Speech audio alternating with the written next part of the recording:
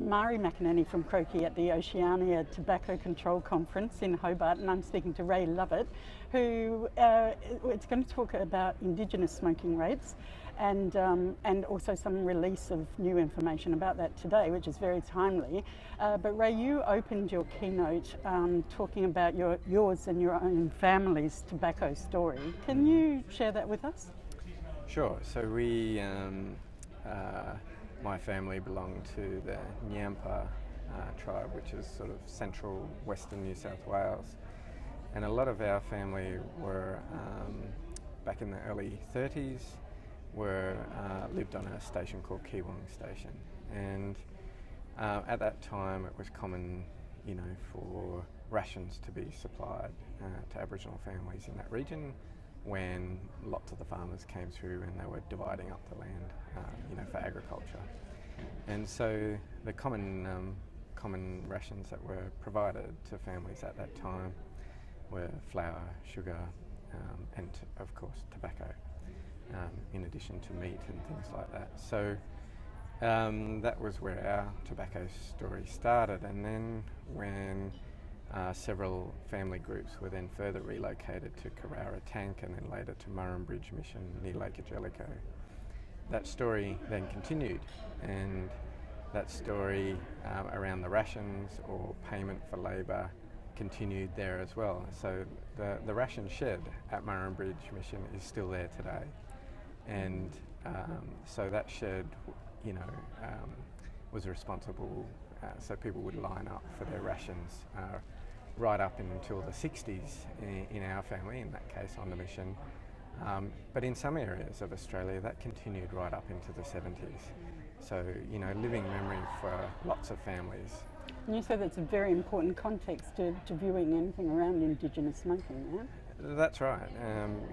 When you think about those ration systems or those payment systems for labour, you're talking about men, women, and in some instances children. And so, it's only a 40-year kind of period from that time to now. And you have to think, given what we know about the addictiveness of things like nicotine in tobacco, that prevalence, you'd hate to think what the prevalence of smoking was back in those days. It would have been enormous. Even at the time, of the first Surgeon General's report showing the dangers of smoking came well before those times where rations were no longer provided. So, that story is extremely important because the rest of Australia doesn't have that story. And while some of the army may have been paid in the really early days of the colonies with tobacco and rum,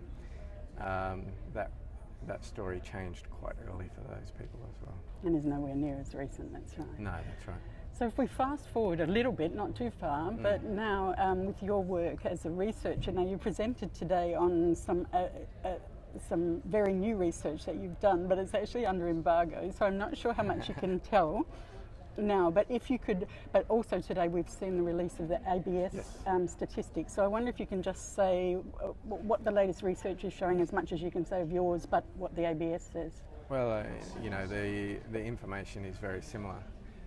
We looked at a more recent time period, but the ABS release at 11:30 this morning confirms, there has been dramatic declines in smoking prevalence in the Aboriginal and Torres Strait Islander population overall. The ABS report says that there's been a 22% reduction amongst adults over the last 20 years. And they also say that most of that decline has occurred after 2008. And if we think about what happened around 2008, that's the emergence of these big population health approaches, such as tackling Indigenous smoking program and those sorts of programs. So, nothing else has changed that much in the landscape of the broader tobacco agenda in Australia, except this big focus on Indigenous tobacco control since around that time of 2008.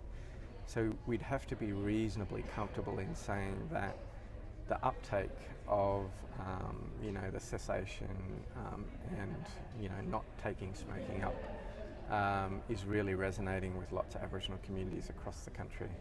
Our results show that that's happening in the young generation particularly. It's happening in urban areas, it's happening for men and for women, but there are there's still efforts to be maintained, particularly in remote areas. So the story from the ABS report and our story is very similar.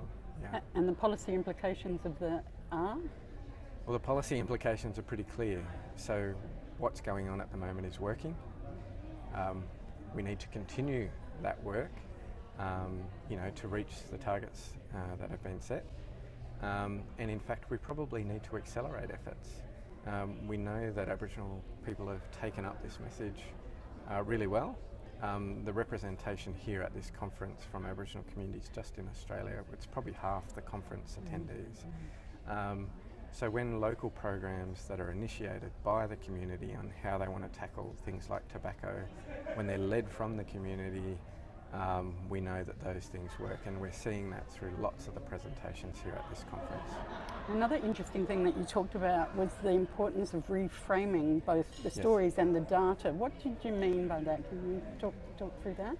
Sure. So my presentation focused on how we frame the data, because depending on how we do that, the story can be lost.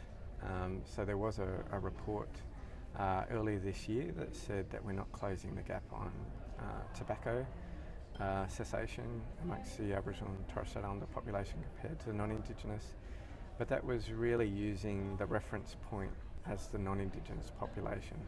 But when we look down into the data and just for Aboriginal people, then we see these big declines in absolute terms. And absolute terms are the ones that really matter, because that's people, it's down at the person level. And so we're able to say from some of our work that there is a large proportion of the population, a large number of people that have stopped smoking since 2004, in the order of 35 to 40,000 people. And that's a big thing.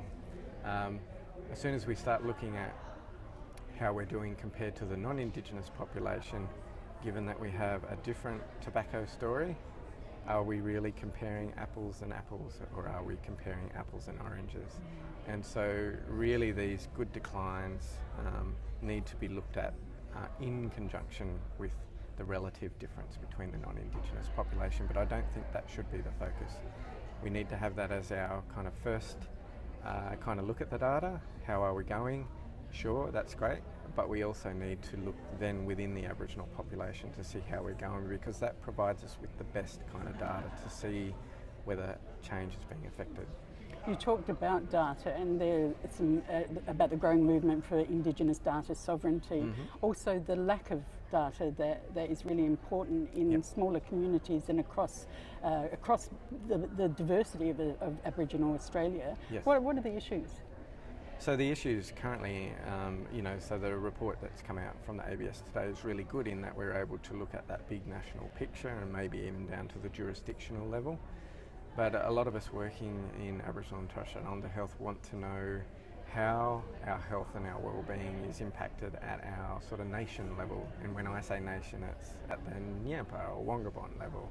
Or, the Yaru want to know how Yaru are going, or Central Australia Aranda people want to know how they're going.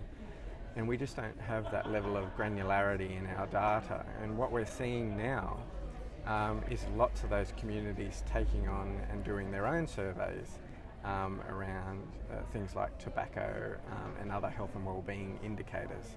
And so that's really encouraging to see that there's this surge in people that are really wanting to understand their data for their communities.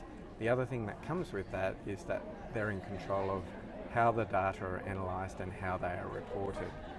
Because lots of people are looking for change, that granular kind of story about how change is being affected locally, because they are the powerful stories. I might thank you at this point.